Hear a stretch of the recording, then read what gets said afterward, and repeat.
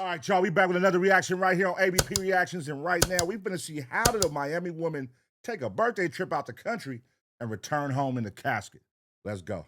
Fam, today we traveling to a country with just about 1.3 million residents, a place known for beautiful beaches and a culture. But recently, it's been making headlines for something much darker. Within the last 24 hours, reports have surfaced about a Miami woman who traveled there to celebrate a birthday with her sister. What was supposed to be a quick getaway ended in a tragedy. Instead of returning home with memories and pictures from a birthday trip, she returned to the United States in a casket. And according to reports, her family had to wait 4 long weeks before they can even give her a proper funeral. Now, the situation has sent shockwaves across social media, leaving many people asking the same questions. How did this happen? Why did it take so long? And who exactly was responsible? Because according to authorities, this situation is much deeper than a random act of violence. You see, investigators say another victim was also involved. Not the sister who traveled with her, but a well-known businessman and an alleged drug dealer, who authorities say was in the middle of a deadly Nigga look like Young Jeezy.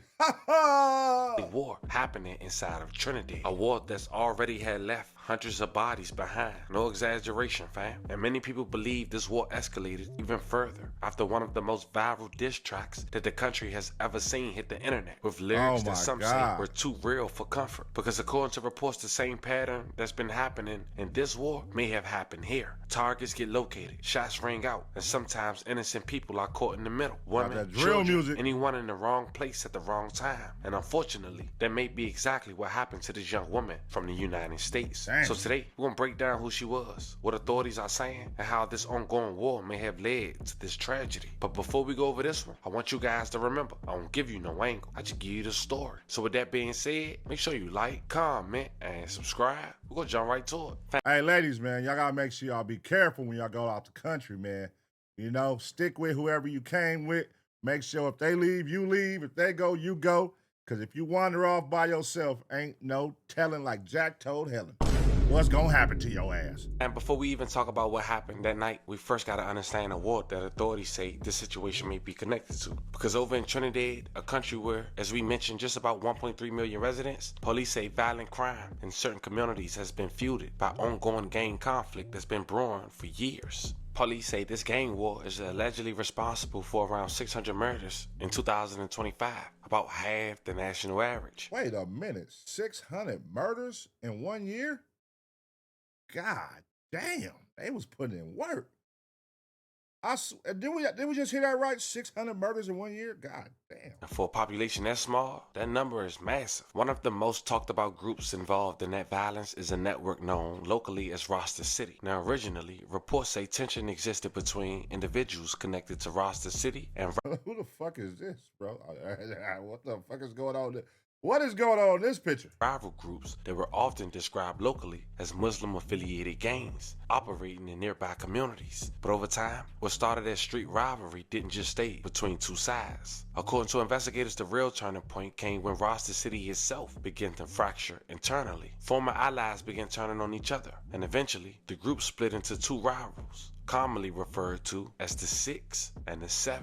From that point on, the violence escalated. Police in Trinidad said the fallout between these fractions has been linked to dozens, if not hundreds, of retaliatory shootings, contributing to the homicide count, as we mentioned, around 6. Damn, is that nigga killing a nigga barefooted? 600 murders in 2025.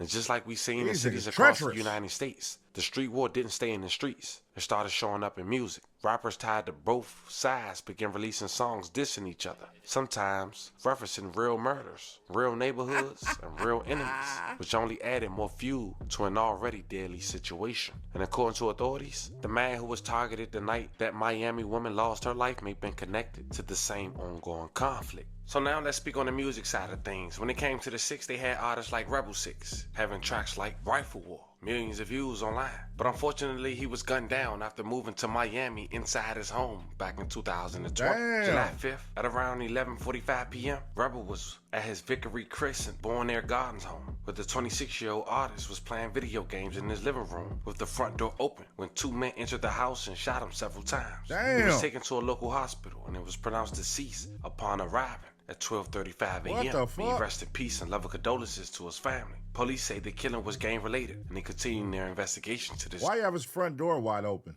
Why would you be sitting in your house with your front door wide open? Who the hell does that? state. But they let you know, even in Miami, if they can get you, you wasn't getting away. Full of machine like odds and standard. This mob's a J-man, proceeded in the land. Hey. Another 6 artists was artists like Wacko Don. He also had millions of views online and tracks like Born Winner, but unfortunately, he was gunned down as well. He lost his life May 3rd, 2023 in St. Anne's, Port of Spain. He was just 22 years old. He was with friends in a yard at Simon Valley Road when armed men approached and shot him, hitting him in the face. Damn, so basically, if you rap and you make a diss song about one of the other hoods out there, your ass is getting chipped instantly. Ain't nobody living to see no goddamn success off their own music. Everybody getting killed right after they make that goddamn big song. Died on the scene. The killing occurred just days after he released a diss track containing threats against a well-known gang leader. And I want y'all to remember these names, cause they'll later play key to what most say the most disrespectful diss track that came out of Trinidad.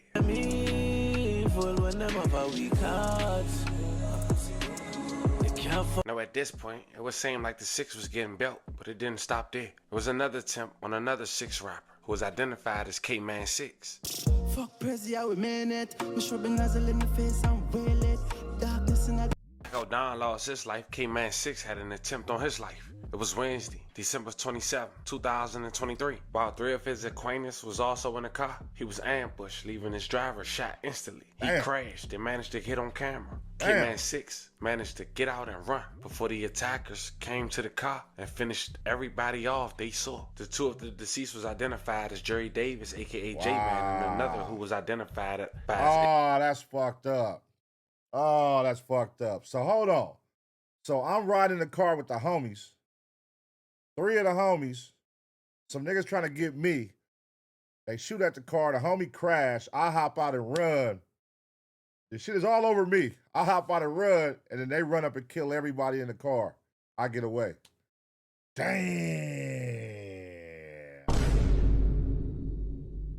I would feel bad. Shit. Well, if they're my homies, I'll feel bad. Like, my bad, dog. But, alias, facts. So this is on camera. Oh, crap. Oh, the car flipped over. Oh, it flipped over like 3 times.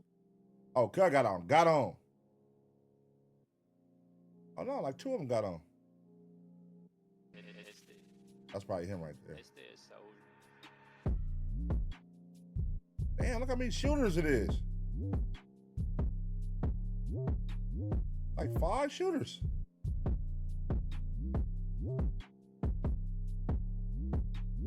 Hey, he made sure that nigga dead. Damn, look, he making sure he dead.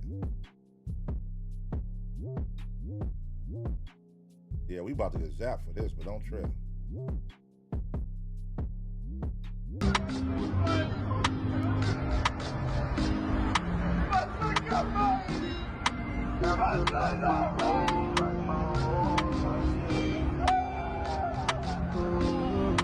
Oh.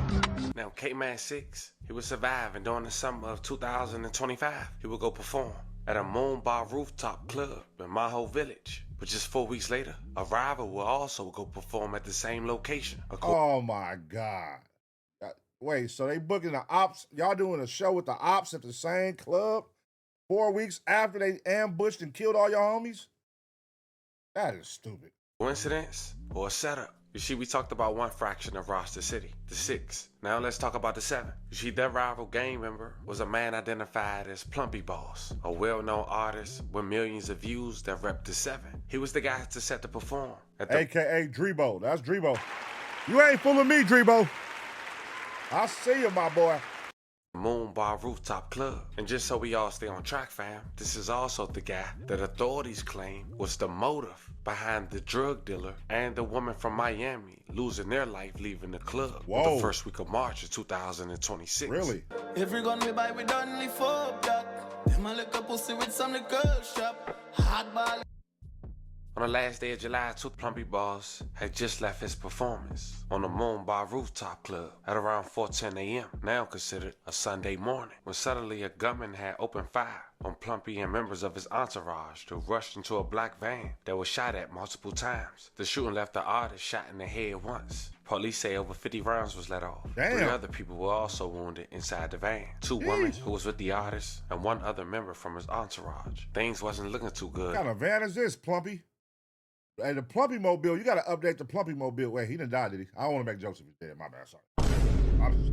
The Plumpy Mobile. He was in a coma, which led to his mother to reach out and speak publicly, trying to get her son flown out of the country in order to get to a hospital that took her son health insurance. In all the hospital in St. Martin Medical Center, he have a bullet lodged in his brains. They're saying they was to fly him to France, but in as much as how he's not a citizen of the whole country, Medicare do not cover him. He don't have no health insurance over there. So they're trying to see the way forward to get him airlifted back to Port of Spain here so that they could do the surgery to save his life. But right now he's in a medically induced coma because the bullet is lodged in his brains. Now, with that, Miss Emmanuel, I think you do have a message that you would like to get to the Prime Minister. What would that message be? Can tell us you were very Prime passionate. Minister to waive the healthcare policy all they have in St. Martin. Because at the end of the day, my son didn't come St. Martin to break nobody's house, to rob nobody, to kill nobody. He comes St. Martin to entertain the St. Martin people, right? Knowing that they is gang affiliated with the 6th gang, right? He still take a chance and he come to entertain them, right? My child lie down in St. Martin Hospital where he have no health care, where he have no insurance to be medically taken care of properly. I'm calling on you all, Prime Minister, your Health Minister, your Director of Public Prosecution, your Commissioner of Police, whoever, to take it upon themselves to make sure my child get the surgery that he need in St. Martin. Somebody put a beat behind this. Never mind. If that they send him France or Guadeloupe, they say the healthcare thing, or they don't have no neurosurgeon. Hard but intro. since St. Martin know that center don't have no neuro, why they didn't look to airlift the boy? They're still telling me but they can't do nothing because he's not a citizen and he don't have no healthcare insurance. Suck your mother. If for Trinidad government would have seen about all their citizens and send them back nice and in perfect order. Unless God say, well, he expire. You understand? More so fire. Martin government can't do the same courtesy. I mean to say the boy didn't come over in all their country to commit no crime. He come to entertain all the people. Come to entertain. Keep up that. That is the biggest tune he have out right now. And that is all that can do my child St. Martin people. That is all that can do my child. I see Has blood. this information been relayed to any of the authorities here on St. Martin that this was the case concerning gang affiliation or anything of that sort? No, well, I ain't get to talk to all the commissioner yet. That's why I wanted to go live for all the contact address. St. Martin. Now, when saying Plumpy had survived, thank God, shortly over time, he would go to Instagram and show his recovery. Now, what we spoke on is just what's public. I can only imagine what's not. But recently, a couple months ago, a good friend of Plumpy, who's another well-known rapper from the 7th, had managed to drop a diss song that was the most viewed rap song coming out of Trinidad in 3 months, with 17 million plus. And that motherfucker moving 18 million views in 4 months. That motherfucker, damn, nigga. Listen, I always be saying that. That got to be tragic. Like, somebody make a diss song, dissing you and all your dead homies, and then the whole world is playing it. It's like, that got to be like, you going to the clubs is playing it, niggas ride around the streets playing it, and this nigga talk about you and your dead homies. That's crazy. Counting. And just to keep things in perspective, we talking about a rap diss song that came from a country with allegedly less than 1.5 million residents. But in this song, he was disrespectful. From what I could pick up, and I'm sure I'm missing a whole lot, I can clearly see he got graves coming up in the video with members that we talked about, like Rebel and Wacko. And from what I could pick up, he basically saying 6 got a bunch of dead people and nobody stepping for they men. The song was titled Just Do It by AceBoyPun. Just so we clear, he's an affiliate of 7 Block. Bad juvenile with no fake cops. Check the scoreboard, now it full of dead apps. Thicker a fly. Fast forward 3 months after that. Hey, that shit low-key sound hard. Check the scoreboard. Nigga full of dead ops. Damn. Hey, they talking shit. Song was released. An alleged dealer, who was allegedly known to supply the sevens, would be gunned down leaving a nightclub in an ambush attack. But this time he wasn't alone. He was with a 29-year-old woman from Miami named Denisha Delancey, who traveled to St. Martin with her sister and friends for a birthday celebration. After meeting local businessman Quincy Damon Sylvester at a nightclub, she stayed with him when her group returned to their lodging hours later. Their vehicle was ambushed on Alert Peters Road, overturning after gunfire. Both were pronounced dead at the scene. Police So she came home with her girls, with him, got dropped off, told the homegirls, hey, y'all go upstairs, y'all good, I'm gonna stay with him. And then she ended up getting killed. Instead of just going upstairs with her homegirls, she wanted to hang out a little longer, and they chop suey this nigga on the freeway, huh? Damn. Wrong place, wrong time, man. Wrong place, wrong time. Police obtained nightclub surveillance showing unidentified individuals tracking Sylvester before the shooting, suggesting a planned execution. Authorities say Sylvester, a Trinidad national, was suspected of using his PVC pipe business as a front for drug trafficking and had ties to organized crime. Delancey, with no criminal links, was likely an unintended victim. According to Target Hit, may she rest in peace and love and condolences to her family. Damn. Now, St. Martin's major crimes team quickly reclassified the incident from a traffic accident to a double homicide. They arrested a person identified as AH on March 4th, 2026, but the main suspect and others remain at large. Police have conducted house searches and appealed for public tips, underscoring the island's ongoing struggle with drug-related violence. Weeks later, Denisha was returned home in a coffin. And on the first week of April, the 29-year-old would have her homegoing service. Her mom went to Instagram and said the following: "My daughter, Sincere, is going to cherish the heavenly memories of her sister. They were like two beautiful butterflies soaring together. Only God knows how much Denisha is loved, but God's love surpasses all. You will be deeply missed. Thank God you were a forever part of our lives, a main part of us." Hey, rest in peace to her. But my question is, did she know him prior to going out there, or did she just meet him that night? Because that got to be even if you knew him before going out there, that kind of like, at least like, damn, that was her dude, or that's her trick, or that's her whatever. You know what I mean? Her little dude she fucked with on the side, whatever. But if you just met that nigga that night, and then you like, hey, can you give us a ride and go drop all y'all off? And then he like, hey, just stay with me. And you end up staying, and then next thing you know, you get knocked down in the car with him. Like, oh, that gotta be crushing. If that's the case to her sister, damn, that'd be fucking crazy. I love you forever. And the sister that she was with had also went to Facebook and said the following: "I pray I'm your sister in every lifetime, because I couldn't imagine any life without you. I don't know how I'm going to move forward. I'm still so confused. I never felt this broken before. We were just dancing on the beach together like nobody was around. It was always just me and you in our own world. The love we shared for one another was truly unmatched. A bond so tight, I would have never in a million years thought it would be broken like this. I miss you so much, sister.